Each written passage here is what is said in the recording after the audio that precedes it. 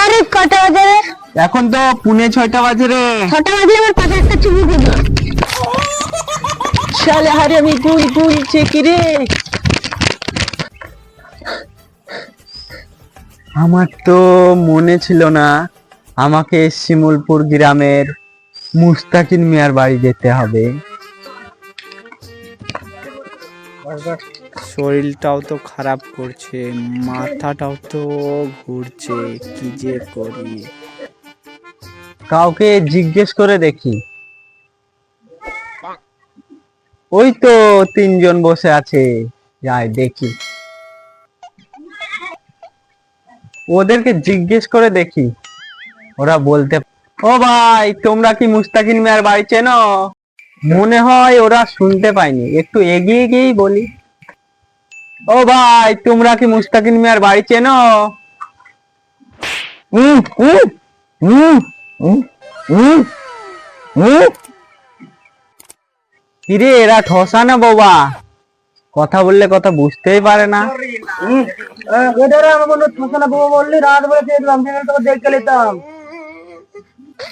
এদের কাছে তো কিছুই জানতে পারলাম না, একটু এগিয়ে গিয়ে দেখি। কাউকে তো দেখতে পাচ্ছি না। ওই তো ওখানে একটা বাচ্চা ছেলে, দেখি জিজ্ঞেস করে বলতে পারে কি। এই খোকা, তুমি কি মুস্তাকিন মিয়ার বাড়ি চেনো? হ্যাঁ, চেনবো না কেন? আমার বাড়ির পাশেই তো বাড়ি। হ্যাঁ ভাই, তোমাকে নিয়ে যাব। চলো তাহলে।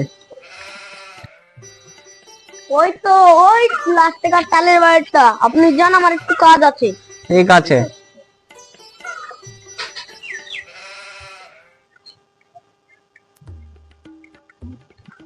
এটা কি মুস্তাকিন মিয়ার বাড়ি? হ্যাঁ হ্যাঁ। আচ্ছা। আরে আসতে কোনো অসুবিধা হয়নি তো ভাই? সেসব অনেক কথা ভাই। আরে বসুন বসুন, এ ভাঙা চেয়ারটা নিয়ে আয় তো। না থাক, আমি বসবো না, বসে আছি। আরে বসুন না, কয়টা ভাত খেয়ে যান। এই বাসি ভাতটা নিয়ে আয় তো। না না থাক, আমি খেয়েছি।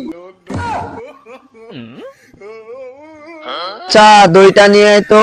আরে না না, আমার দই খেলে ঠান্ডা লেগে যায়। কিছু না হোক, এক গ্লাস জল তো খেয়ে যান। কই রে মুতে, জলটা নিয়ে আয়। আরে থামুন মশাই, আপনি তো আচ্ছাই মানুষ।